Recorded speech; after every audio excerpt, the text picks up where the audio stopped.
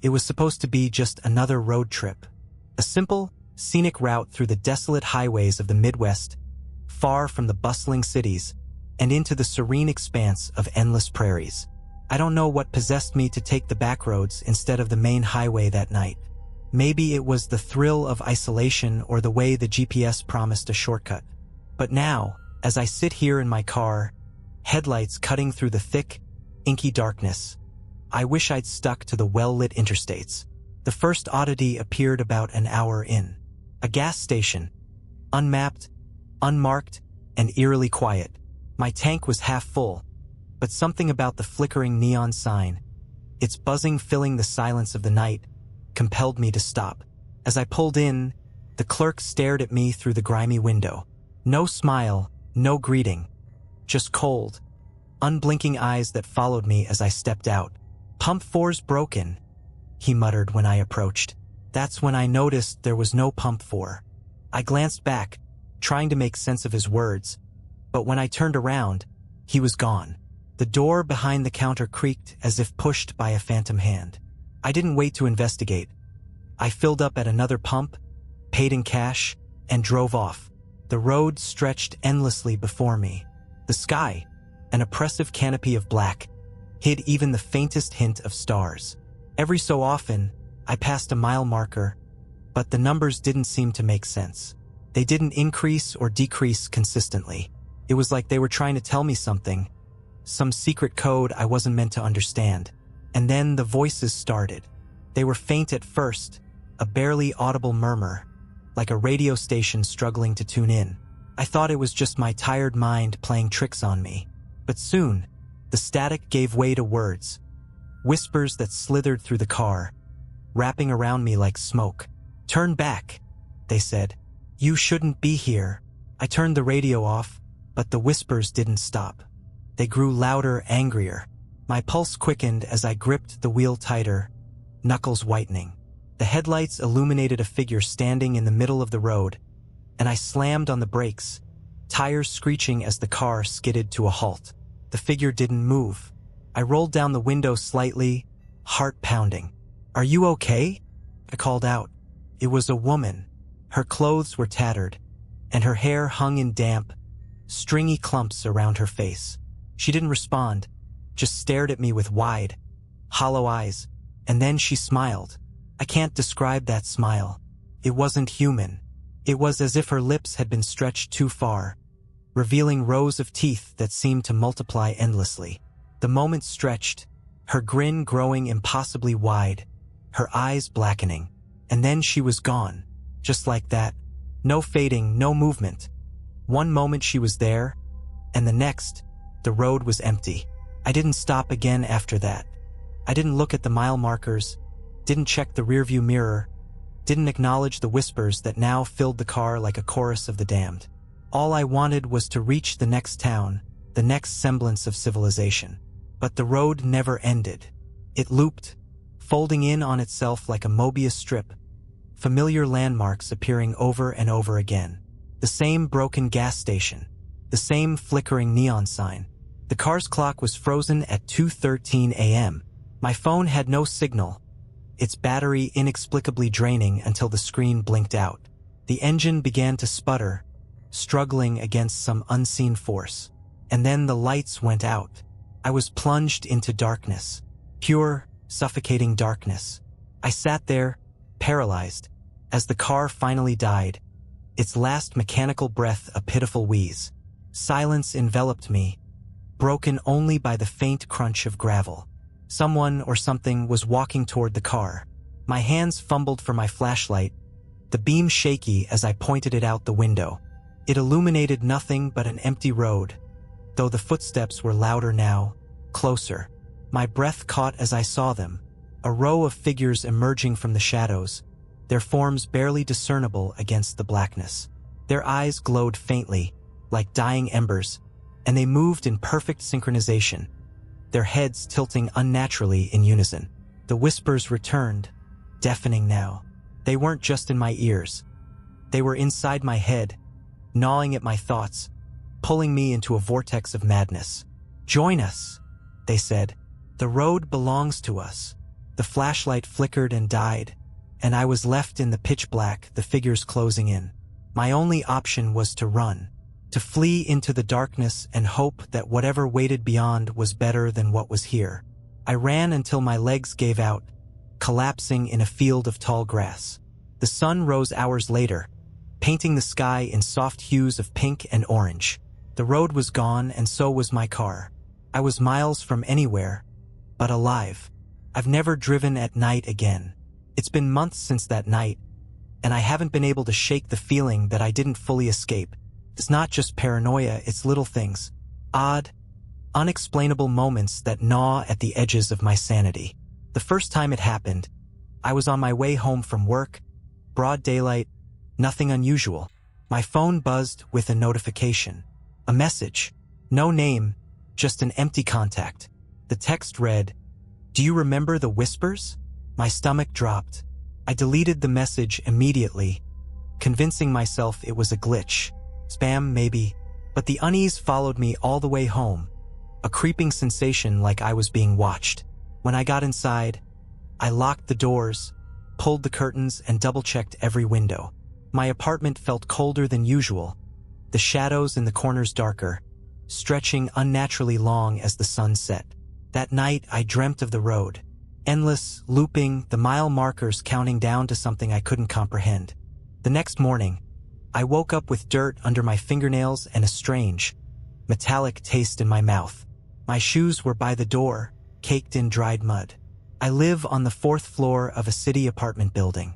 There's no dirt anywhere near me. I didn't want to think about it. I told myself I must have been sleepwalking, though I'd never done it before. The alternative, that something or someone had brought me out there, was too terrifying to consider. A week later, I noticed a car parked across the street from my apartment. It was the same make and model as mine, the one I abandoned that night. The windows were tinted black, and it sat motionless, engine off, for hours. I tried to ignore it, but when I left to grab groceries, I swore I saw something move in the driver's seat. When I came back, the car was gone, but a single tire mark, deep and jagged, cut across the asphalt where it had been. And then there's the hum. The subtle, almost imperceptible, but it's there. I hear it when the room is silent, a low, droning buzz that grows louder the longer I listen. It reminds me of the gas station sign, the way it buzzed just before everything went wrong.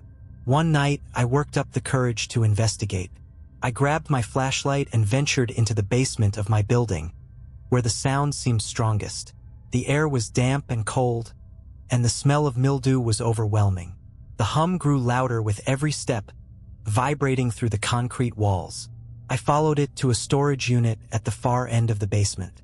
The door was slightly ajar, light spilling out from the crack. My hands trembled as I pushed it open. Inside was a table, and on the table an old, dusty radio. It shouldn't have been working, it wasn't even plugged in, but it emitted that same static-laced hum. Beside it was a notebook, its pages filled with frantic, scribbled writing. Over and over again, in shaky, uneven letters, the same phrase. "The road belongs to us." Asterisk, asterisk, my flashlight flickered, and the hum shifted. It wasn't static anymore. It was whispers. "Turn back," they said. "You shouldn't have left." I ran. I don't know how I made it back to my apartment, but when I locked the door behind me, my hands were shaking so violently I couldn't hold my keys. The whispers didn't follow me, but the hum did. It's quieter now, but I can feel it, lurking just beneath the surface, waiting. I don't know what they want or why they let me leave that night. Maybe I wasn't supposed to. Maybe I'm still on that road, trapped in some loop I can't break free from. But one thing's for sure, the road hasn't forgotten me. The road hasn't forgotten me, and I can't forget it. Not even when I try to drown it out with the mundane rhythms of life. Every step I take, every second of silence, is a cruel reminder that something out there is watching, waiting for me to slip back into its grasp.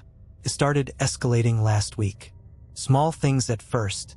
My phone would buzz at odd hours, only for the screen to show no notifications. I'd catch glimpses of movement in my peripheral vision, shadows that disappeared when I turned to look. Once, I woke up to find my closet door wide open. I never leave it open. The worst part was the dreams.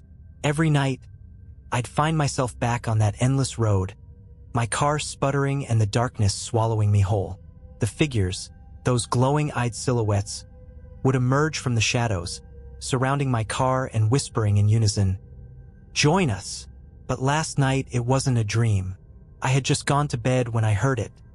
A low, rhythmic thudding coming from the hallway outside my apartment. It wasn't frantic or erratic, but steady, deliberate, like boots marching in perfect time. My heart dropped. I thought about calling the police, but some instinct told me they wouldn't help. This wasn't the kind of thing they could handle. Gripping the baseball bat I kept under my bed, I crept toward the door. The thudding grew louder. Whatever was outside was coming closer. When I finally peered through the peephole, my breath caught in my throat. The hallway was empty, but the sound hadn't stopped. It was right outside my door now, a deep, resonant thud-thud-thud that vibrated through the floorboards. Then it stopped. For a few agonizing seconds, there was silence. And then a single knock. I froze. The knock wasn't urgent. It was almost polite, as if whoever or whatever was on the other side was simply waiting for an invitation. My hand hovered over the lock, shaking. "Don't open it," I whispered to myself. "Don't." Another knock, louder this time. And then, a voice. "We know you're in there." It wasn't a human voice. It was layered, overlapping like a dozen different people speaking at once. My chest tightened, and the whispers from that night flooded my mind. Asterisk, the road belongs to us. Asterisk, the doorknob began to rattle, and I stumbled back, heart pounding. I wanted to scream, but my throat felt like it was closing. The rattling grew more violent, and the knocks turned to pounding, each one shaking the door on its hinges. And then, just as suddenly as it had started, it stopped. I didn't sleep. I didn't even move until the first rays of sunlight streamed through my window. When I finally mustered the courage to check the hallway, it was empty. No sign of anyone. No footprints, no marks on the door. Nothing. But when I turned to go back inside, I saw it. A smear of black tar-like substance on the doorknob. It reeked of something metallic and foul, like burning wires and rotting flesh. I tried to scrub it off, but it wouldn't budge. The stain seemed to seep into the metal, like it was alive. That was this morning. Now it's night again, and I'm sitting here, typing this out, trying to make sense of everything. The hum is louder now, vibrating through the walls. The shadows in the corners of the room are moving, shifting unnaturally. I don't know how much longer I can stay here. I feel it closing in, like the road is pulling me back. Like I was never meant to leave. I keep glancing at the window, half expecting to see those glowing eyes staring back at me. Maybe it's only a matter of time. Maybe I should go back. But the thing that terrifies me most, the thing that keeps me paralyzed with fear, is that deep down I know the road never ends. The hum is unbearable now. It's not just in the walls anymore. It's in my head, vibrating through my skull, shaking my thoughts loose until I can barely tell where I am or what I'm doing. I don't remember falling asleep last night, but I woke up somewhere I shouldn't have been. I was on a road. Not just any road, asterisk the asterisk road. The same stretch of asphalt that had trapped me that night, the same mile markers counting down to nowhere. My car was gone, my phone was gone, but the whispers were back, louder than ever. They weren't words anymore. They were feelings, dread, sorrow, inevitability, all flooding my mind at once. I stood there, barefoot on the freezing asphalt, and for a moment, I thought I was dreaming. But the chill in the air, the sharp edges of the gravel digging into my feet, and the metallic taste of fear on my tongue told me otherwise. This was real. Too real. The road stretched endlessly in both directions, shrouded in a fog so thick it felt like a wall. And then, through the mist, they appeared. The figures. Rows of them, their glowing eyes like tiny fires in the darkness. They moved in perfect synchrony, their steps soundless, their heads tilting in unison as they watched me. One of them stepped forward. It didn't walk. It glided, its body moving with an unnatural fluidity, as if gravity didn't apply to it. When it spoke, its voice was the same layered chorus I had heard at my door. You left. You were not meant to leave. I backed away, my chest heaving, but the road felt alive beneath me, pulsing with every step I took. I wanted to scream, to run, but there was nowhere to go. The fog was closing in, the figures multiplying, surrounding me in an unbroken circle. Why me? I choked out, my voice barely audible over the growing hum. The figure tilted its head, as if the question confused it. You chose the road, and the road chose you. I shook my head violently. No, I didn't choose anything. I just wanted a shortcut. I just wanted to escape. It finished for me, but there is no escape. There never was. The ground beneath me shifted, the asphalt cracking and groaning as the fog thickened. The figures began to chant, their voices blending into an otherworldly cacophony. My knees buckled, and I fell to the ground, clutching my ears, trying to drown out the noise. And then, through the chaos, I heard it. A single, clear voice, my own. Run. It wasn't a command. It was instinct, a primal urge that overpowered everything else. I scrambled to my feet and ran, ignoring the burning pain in my legs and the suffocating weight of the fog. The figures didn't chase me, but I could feel their presence, like a cold wind nipping at my heels. I don't know how long I ran or how far. All I remember is bursting through the fog and collapsing onto a familiar stretch of highway, the sun breaking through the horizon. Cars zoomed past me, their drivers oblivious to the nightmare I'd just escaped. Or maybe I didn't escape. Even now, as I sit in the safety of my apartment, I can still hear the hum. It's quieter, but it's there. A constant reminder that the road isn't done with me. The figures haven't appeared again, but I see shadows move where they shouldn't, feel eyes watching me when I'm alone. And then there's the stain, the black, tar-like smear on my doorknob. The spread now, creeping across the metal like a disease. I've tried everything to remove it, but it won't go away. The whispers are back too. Not in my head this time, but through my phone, my TV, my radio. Every device I own seems to carry their message, no matter how many times I replace or turn them off. Come back, they say. You belong to the road. I don't know how much longer I can resist. I've stopped sleeping, stopped eating, stopped going outside. Every time I close my eyes, I'm there again, standing on that endless stretch of highway, the figures waiting for me with their glowing eyes and their haunting whispers. Maybe I'll go back. Maybe I'll let the road take me this time. Or maybe the road will come for me.